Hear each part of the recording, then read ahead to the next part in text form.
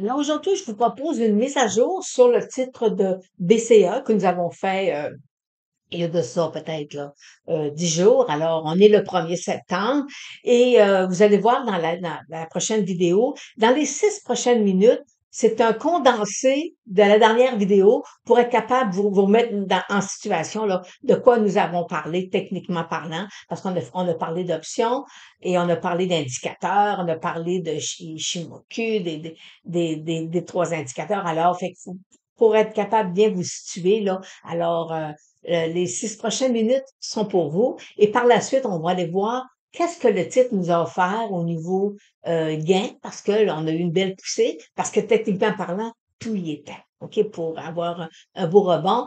Et les gens qui étaient en option ont fait un super de beau gain. Alors, je vous laisse écouter les 6 prochaines minutes et on se voit plus loin sur la belle, belle semaine que BCE nous a offert. Et si ça vous intéresse là, d'aller réécouter la vidéo là, primaire là, sur notre analyse de BCA, ben le lien est là en haut pour alors vous avez juste à cliquer puis aller. Alors on se voit tantôt de BCA.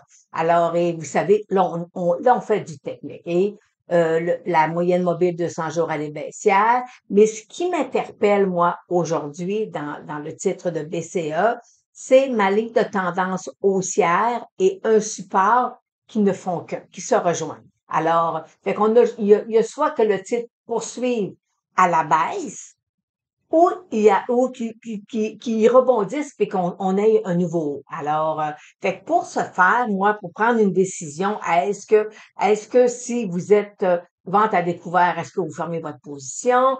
Est-ce que si vous avez des puts sur BCA, est-ce que c'est temps de prendre, d'engager notre profit? Fait que c'est tout ça qu'il faut examiner. Alors, puis on a, pour y arriver, ben, on va prendre différentes formes de techniques qui va nous emmener à prendre une décision juste et éclairée. Avoir une ligne de tendance haussière sur le titre de BCA. Alors, 2008, vous savez, c'est après la crise de subprime. Ensuite, ici, là, en 2020, on a eu le COVID. OK, alors, fait que forcément, tout a baissé. Et là, moi, je travaille avec les fermetures. Pour tirer mes lignes de tendance, je travaille avec mes fermetures. Puis, voyez-vous ici, ma ligne de tendance passe vis-à-vis un support sur le titre de baissier. Ça veut dire que je dois attendre que le titre sorte hors de mon couloir baissier pour aller me donner un point d'entrée, de valider, voir si le titre est sur un support et qu'un rebond l'attend. Je travaille avec les 3 indicateurs. Alors, le stochastique, le RSI et le MACD. Et voyez-vous, dans les 3 cas ici, on est tous les 3 en survendu.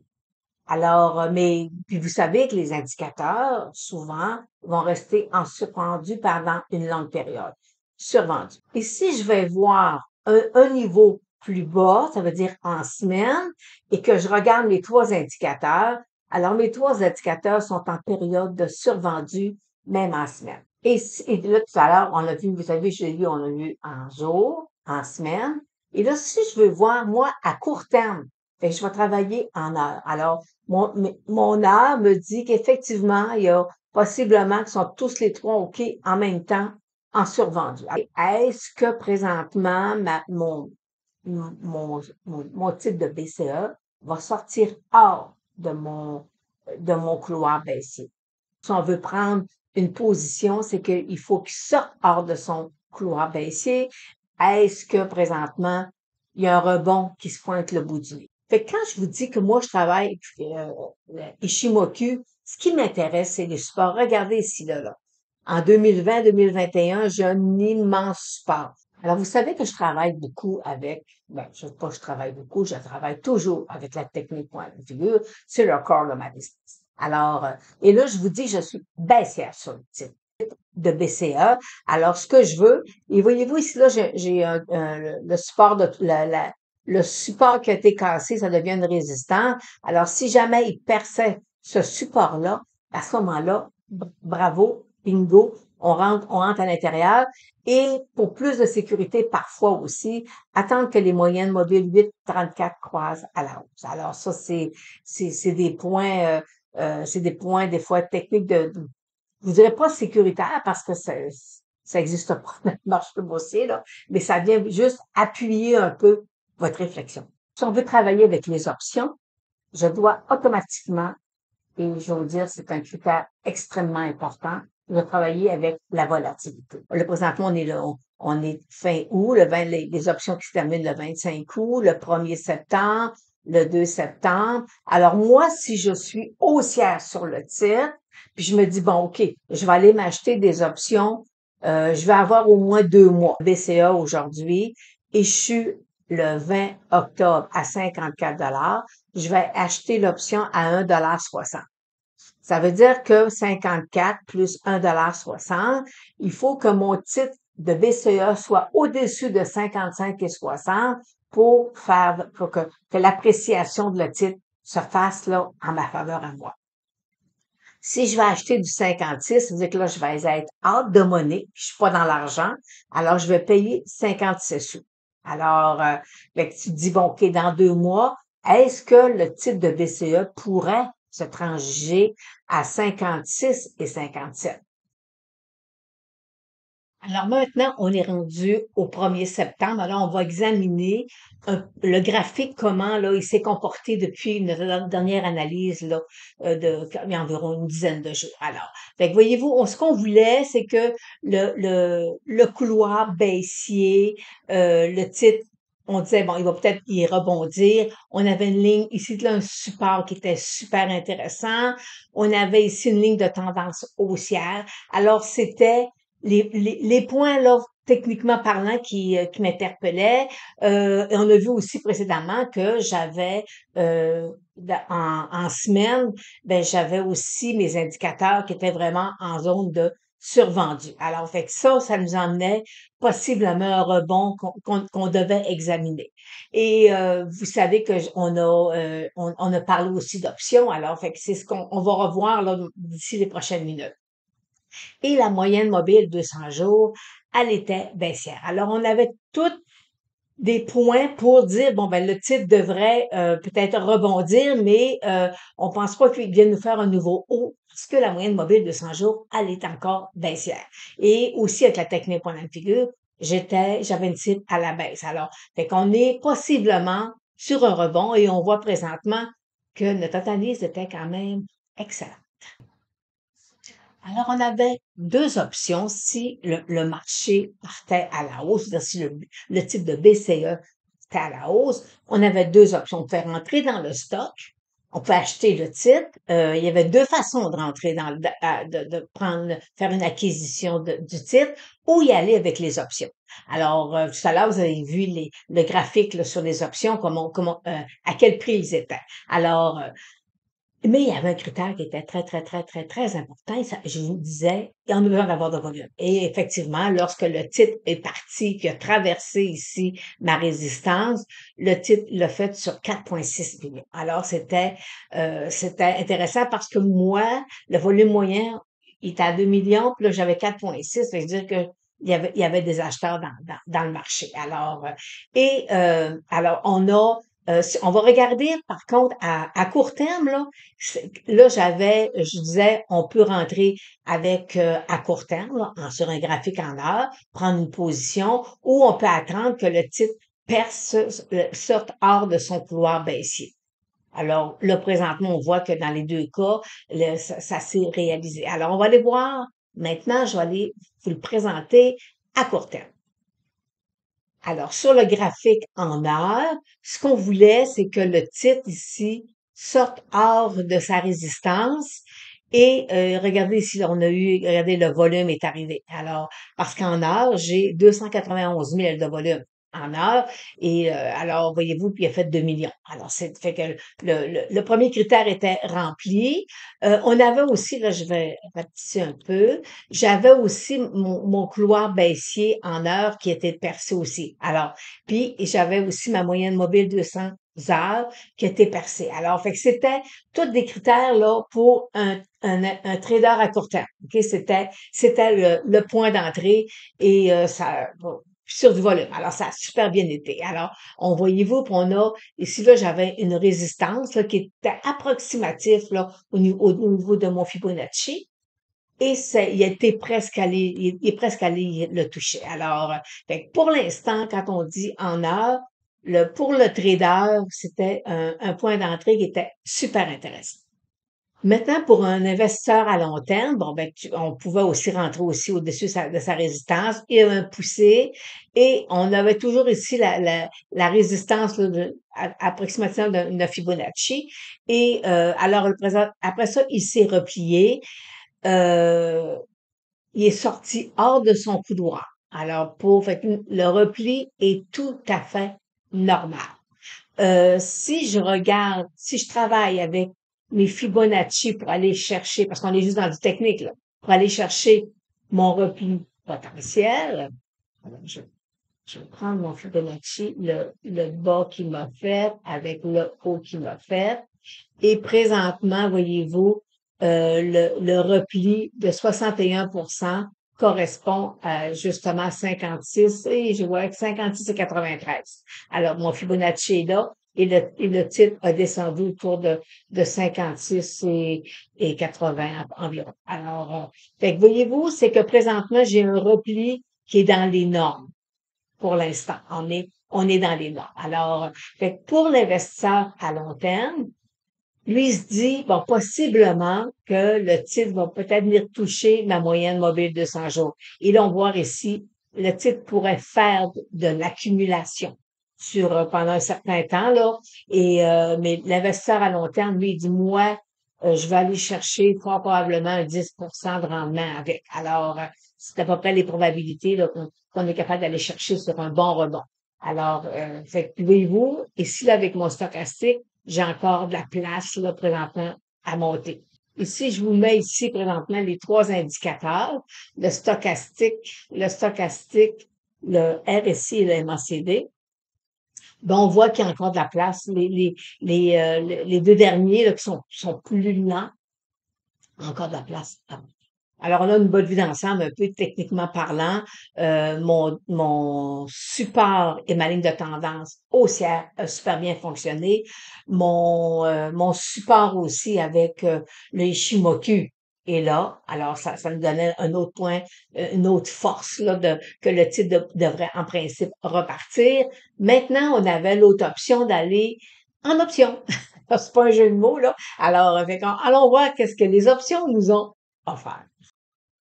Alors, sur mon Facebook, je vous ai fait un suivi cette semaine au niveau des options. Alors, lorsqu'on a vu que le titre est parti, vous savez qu'on avait la possibilité d'acheter des options, des calls 56 en octobre. On prenait 2 mois parce que je voulais avoir un peu de temps. Et je me dis, bon, quand on achète des options, il y a deux possibilités. Soit qu'on transige, on trade l'option, ou on se dit, moi, j'achète l'option à 56 $ pour être capable d'acheter le titre éventuellement plus tard et ça m'a coûté 57 sous. OK? Alors, puis, parce qu'on a vu précédemment que c'était 56 sous le prix qu'on a payé les options. Alors, voyez-vous, là, trois jours plus tard, là, l'option se transigeait à 1,06 $, 1,12 $. Alors, on avait presque doublé l'investissement, là. On avait un rendement de 100% sur l'option. Alors, fait que ça permet à la personne de dire, moi, je vais aller chercher une plus-value qui est intéressante avec un moindre coût possible. Alors, et si jamais le titre pognait un bouillon là, puis qui redescendait, ben ça va coûter 56 sous. Point final. OK? Alors, fait que ça, c'était la première, le premier constat qu'on a fait avec les options. Et par la suite, on a eu quelques jours plus tard, le titre a poursuivi sa montée et l'option à 56 $ valait 2 $ et une. Alors, ça nous donnait un rendement, là, présentement, avec l'option de 250 pour les traders d'options, c'était du bonbon. C'est un petit bijou, c'était merveilleux. Et les traders d'options, eux, ont ramassé le billes. Pour la personne qui veut, elle, pour éventuellement prendre faire l'acquisition des actions de BCE, et elle se dit, OK, c'est parfait, ça va bien, on a l'option monte comme prévu, parce que il y avait pas de volatilité sur l'option. Alors, voyez-vous, le but de cet exercice que je vous ai présenté la semaine dernière, et c'était pour vous démontrer que lorsqu'on transige les options, faut aller examiner où est notre volatilité. Et on voit qu'une volatilité simple, basse, là, très, très basse, comme on a eu là à 1%, ben, ça donne, lorsque le titre, techniquement parlant, repart à la hausse, c'est-à-dire, à ce moment-là, on a quand même une appréciation qui se fait quand même assez vite. Et alors, on va aller voir la volatilité, puis on va aller voir aussi, je vous ai parlé la semaine passée de l'ATR, là, on va aller voir ça. Alors, examinons la volatilité. Et vous le savez, puis je le dis et je le redis, la volatilité, c'est le nerf de la guerre quand on fait des options. Alors, on avait une volatilité qui était basse, comme le démontre ici le graphique. Et regardez, on était ici et la volatilité, elle augmente. Ça veut dire qu'une volatilité qui augmente, ça augmente les primes. Alors, vous allez avoir une plus-value sur votre option sans rien faire. C'est le marché qui va vous emmener, qui va vous donner un rendement supérieur. Alors, fait que la volatilité, c'est excessivement important. Avez-vous remarqué aussi que l'on parle d'options, puis je vous ai jamais parlé de lettres grecques, hein? Le delta, puis le delta, puis le theta, puis alors et c'est intentionnel. Oui, c'est intentionnel. Je voulais vous faire la démonstration que si vous prêtez une attention particulière à la volatilité d'un titre, vous allez comprendre que quand vous allez prendre position, vous allez comprendre que lorsque la volatilité va se mettre à monter, que vous allez vous aussi en profiter indirectement. Pas besoin d'avoir de lettres grecques pour dire, bon ben, si le stock prend une pièce, la variation va être de 60 cents ou vous les avez là. Alors, c'est super. La volatilité, écoutez, on n'en sort pas.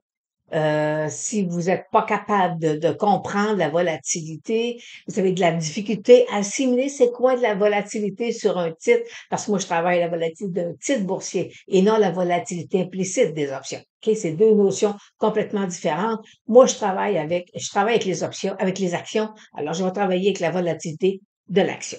Et là, ce que vous voyez présentement, c'est l'ATR. L'average range, c'est la variation en fonction du prix. Alors, comme vous voyez ici, là, c'est marqué 71 sous. Lors de la dernière vidéo, on était à 60 sous. Alors, fait que vous voyez que présentement, le stock monte et ça veut dire que à chaque fois qu'il bouge, ben, il peut avoir une variation de 60 cents dans une journée. Alors, fait que ça, c'est à notre avantage aussi parce qu'on est déjà dans le stock ou on est déjà dans l'option. Alors, c'est pour nous autres, c'est un avantage. Fait que c'est l'average to run, la TR, c'est quelque chose qu'on doit examiner lorsqu'on fait lorsqu'on transige les options pour aller chercher la variation quotidienne, parce que dans l'exemple qu'on avait, c'est qu'il y avait une variation de 60 cents, puis je payais mon option 57 cents. Alors, ça me prenait 2, 3 jours de volatilité de pousser sur le titre et je savais que j'allais récupérer j'allais ben, pas récupérer, j'allais avoir un rendement extraordinaire sur l'option. Puis on l'a fait, on l'a vu. Je vous le démontre là, avec 250 de gains sur l'option. Alors, fait que la volatilité, l'APR, c'est des deux petits concepts que vous devez regarder là, pour dire, OK, ça me parle parce on fait du technique. OK, alors, fait que voyez-vous, c'est très simple. Là. C'est des données qui sont accessibles à tout le monde. Là. J'ai pas besoin d'avoir quelque chose de compliqué, de sophistiqué.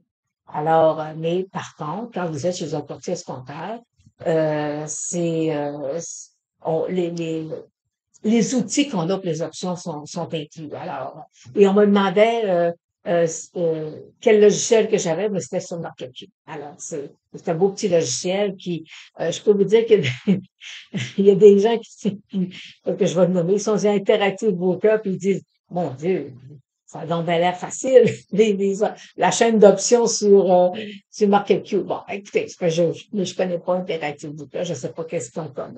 J'ai pas vu leur graphique, là, j'ai pas vu c'est-à-dire leur page, là, quand il y a de temps de transiger. Mais moi, je peux vous démontrer, vous avez vu que c'est quand même super facile.